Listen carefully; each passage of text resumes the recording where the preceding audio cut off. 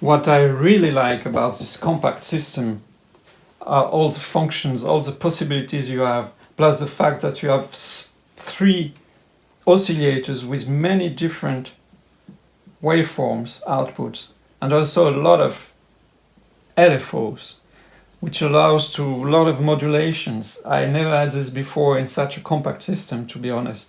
You have a sequencer, etc. You have a delay actually, and some very, very good phaser with feedback, which is important to my eyes, to my ears. You have envelopes.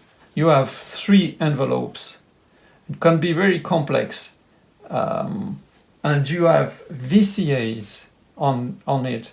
Okay, the VCAs, you don't have any potentiometer to attenuate the input or output.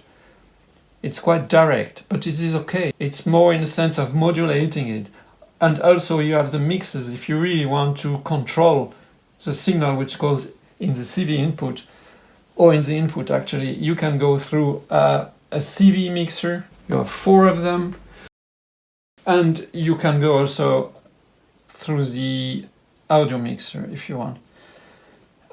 You have mixer 1, 2, 3. You have a third one here, a mixer 3.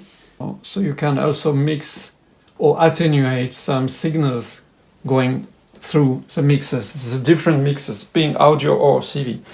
So it's really interesting because even the LFOs, you see, have different signal outputs, depending what you want to do. So it can be only positive signal, also bipolar signal, really great, sine wave and triangle, etc.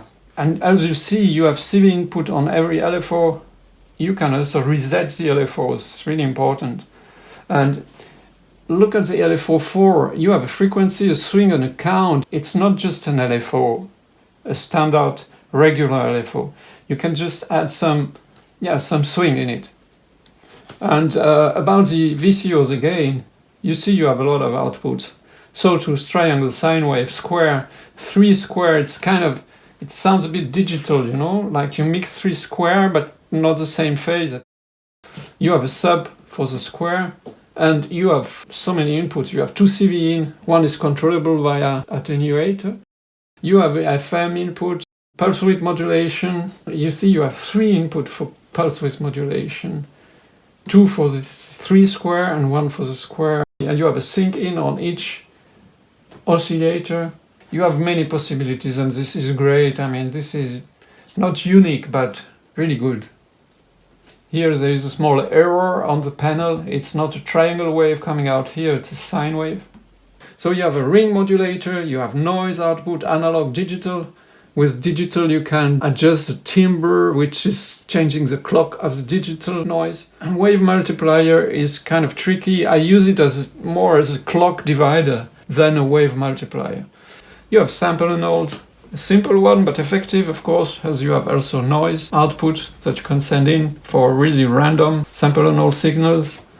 You have 4 filters, very different from each other, 12 dB, 24 dB. The 24 dB you can have 3 outputs, 12, 18 and 24 dB. On the first filter, to go back to it, you have low pass, band pass, high pass, notch, 3 inputs, 2 CV inputs. You see it's well thought, in my opinion. Filter 2, 2 inputs, 2 CV in. VCF 3, this is such a great filter. It's a formant filter, you see, with many controls over the bands.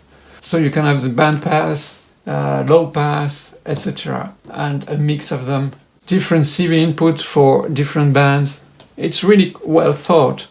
And you have a 4th filter, which is a low pass filter, low pass gate actually, with 2 inputs. You can send again to trig, modulate it. You have 4 VCA. You have 5 LFOs, 3 envelopes. You have a slew limiter, you have a gate delay, you have CPR. CPR is just a comparator, which can be really useful.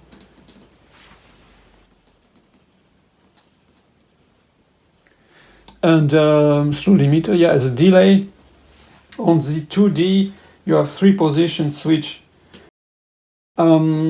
delay and the phaser, which I really love.